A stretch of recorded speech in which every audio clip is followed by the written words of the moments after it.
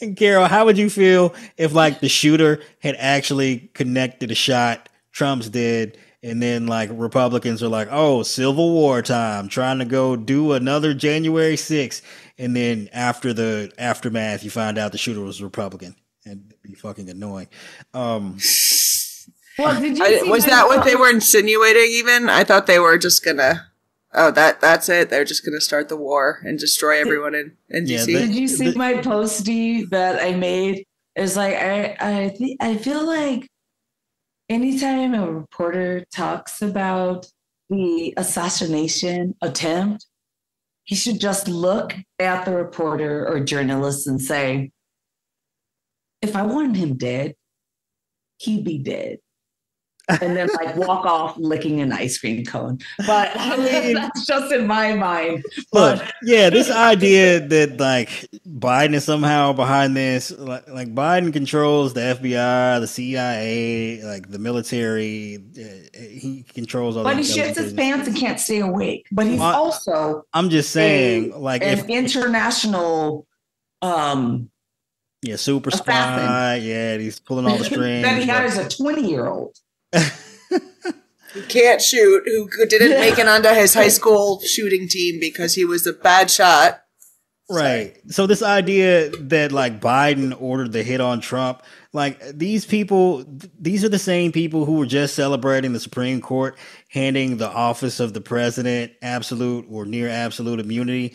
Like immunity, bitch. Yeah, they was like, oh yeah, it's time for Trump to get his revenge on his political opponents. Now that he's going to have absolute immunity, totally forgetting that Trump is the political opponent of the current president. But, you know, again, if Biden were going to order a hit, he would just have the military do it. Why would he have some little kid who can't hit a fucking barn from like, I'm not saying that I would ever do this, but I feel like I could have hit Trump from 150 yards away with a rifle and a scope. No, Biden's not going to have some fucking kid trying to Cue Secret Service coming back to Dee's house.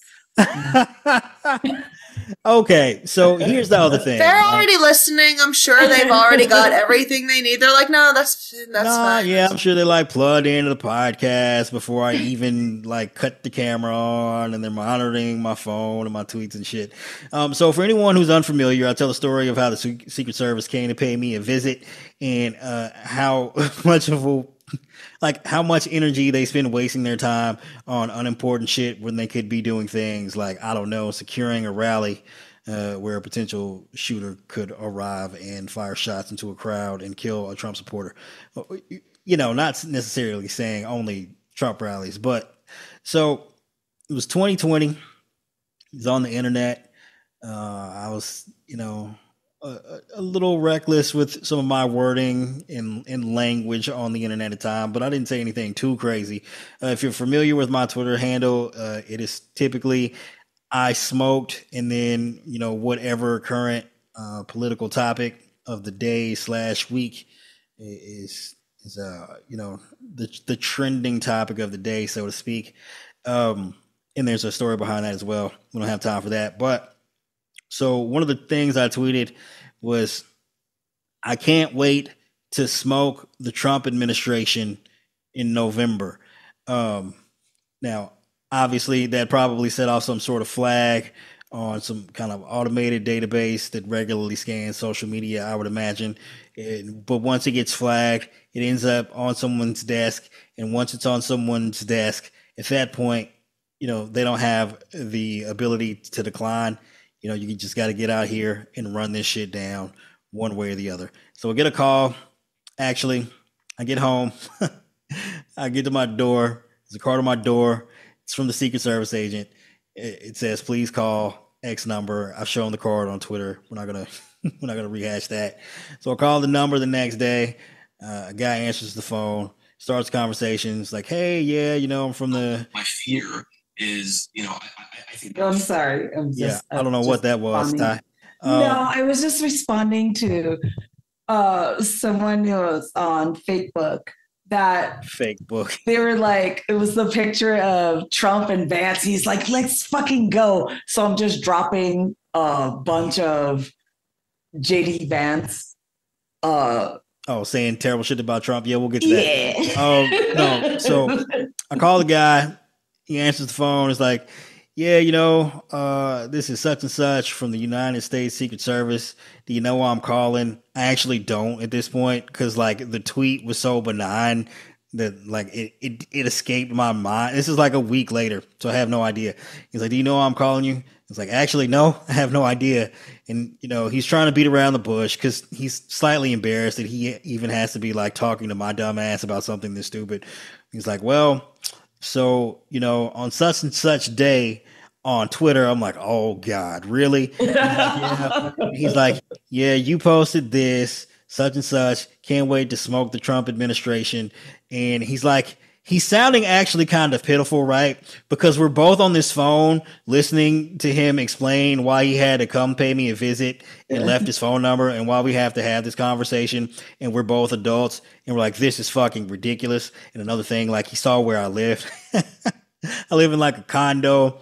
It's got like security. I'm on like the 4th floor, 5th floor or somewhere. It's like in like a reasonably nice side of town.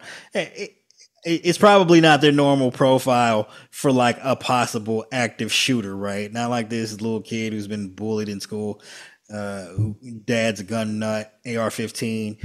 Anyway, so the guy's explaining to me why he called, and he's like, yeah, look, I showed up.